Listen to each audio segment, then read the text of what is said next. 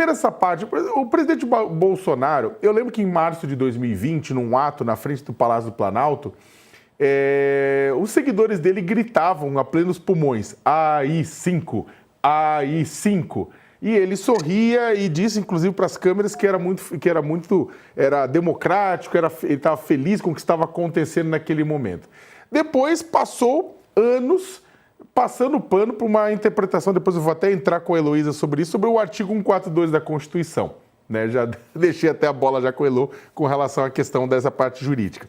E aí agora, discutiu-se o tempo inteiro, ele falava o tempo inteiro: eu sou o chefe máximo das Forças Armadas, né? Ele defendia essa ideia de poder moderador e agora para as Forças Armadas, e agora ele chamou basicamente o bolsonarismo e todo mundo que estava ao lado dele, estava acampado na frente de quartel, rezando para pneu, tomando chuva, chamou de maluco, né? Isso é mais um exemplo de Bolsonaro abandonando o pessoal na beira da estrada, literalmente? Perfeito, eu acho que é isso. Enquanto você falava, era isso que vinha à minha cabeça, né? O Bolsonaro, ele é mestre em jogar os seus ao mar, né?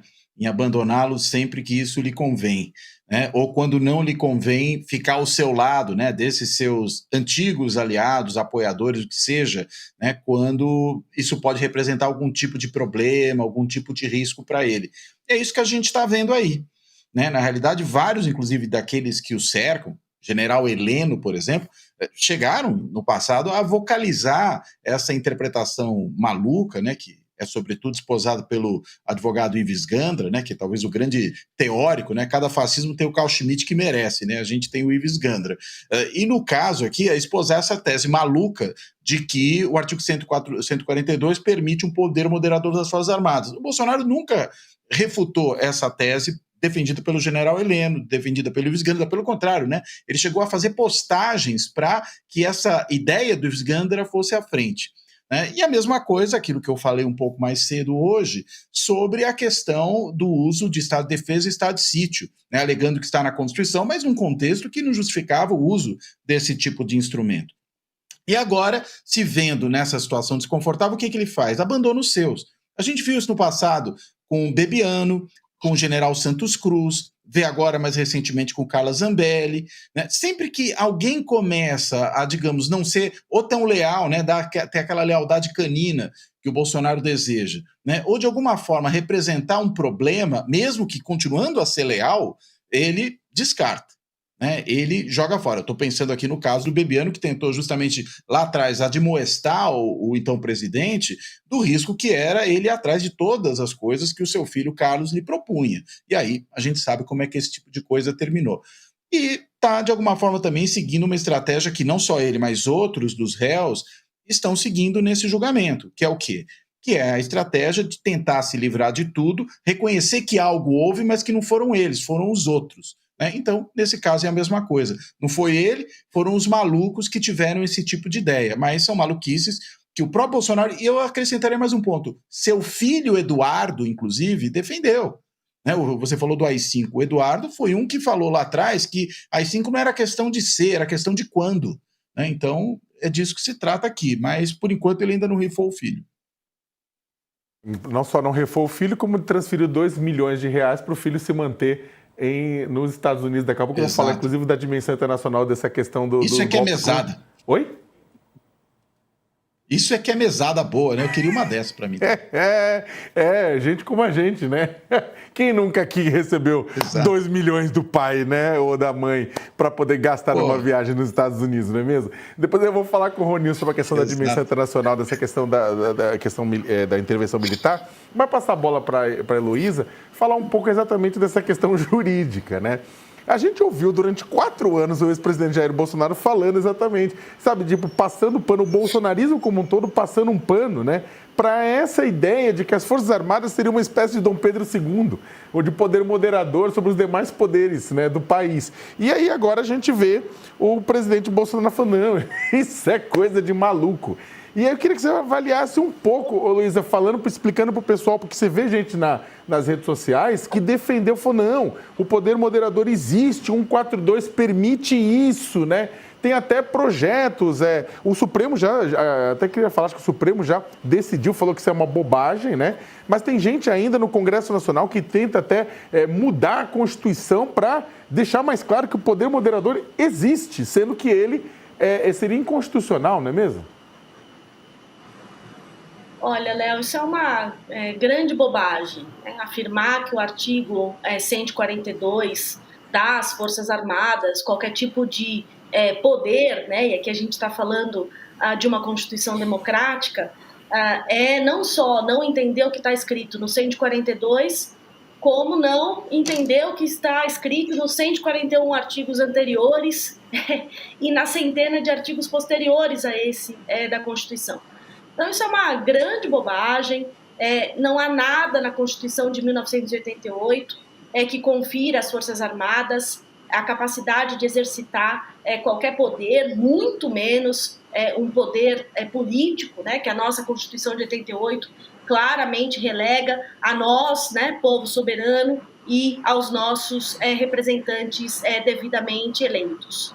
É lógico que essa ideia foi refutada pelo Supremo Tribunal Federal, que interpretou o artigo 142 da única maneira que seria possível, né, enquanto um artigo que submete as Forças Armadas ao poder político civil e querendo ou não, constrange a todas as garantias democráticas também previstas na Constituição de 1988.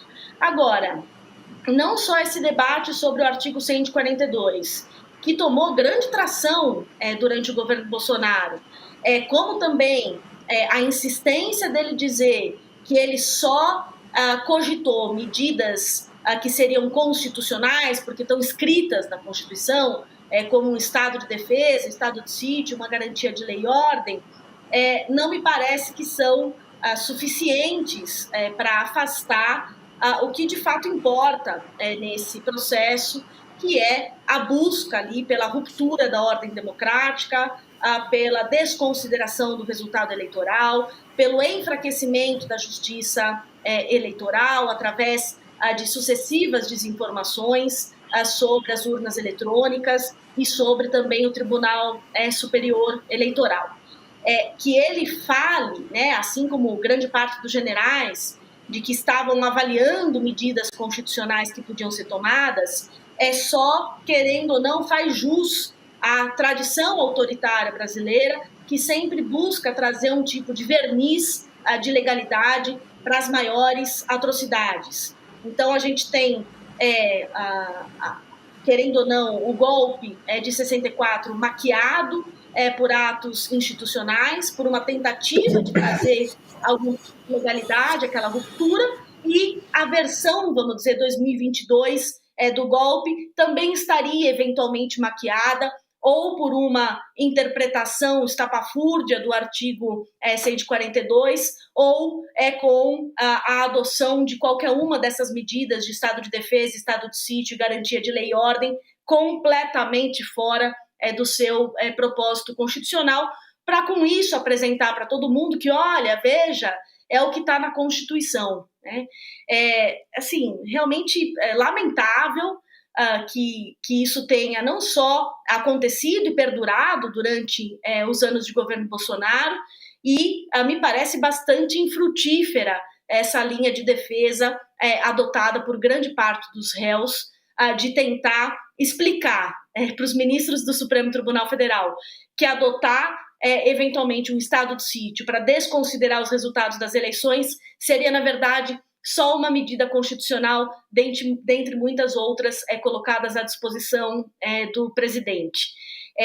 Nós estamos aqui diante, de fato, de um julgamento histórico, não só pela relevância dos cargos que esses réus ocuparam, pela natureza do crime que eles estão sendo acusados, mas também por, de certa maneira, a gente conseguir finalmente colocar às claras, né, no banco dos réus, sob escrutínio, esse tipo de argumentação que, querendo ou não, perdurou por muitos anos aqui no Brasil, que nos fez entrar e permanecer durante um período de ditadura bastante longo e que agora é desconstruído na sua raiz. Então, independentemente do resultado, que na minha avaliação será de condenação unânime de todos eles, o que a gente está vendo aqui é uma depuração desse legalismo autoritário que sempre marcou o Brasil nos seus últimos anos e décadas.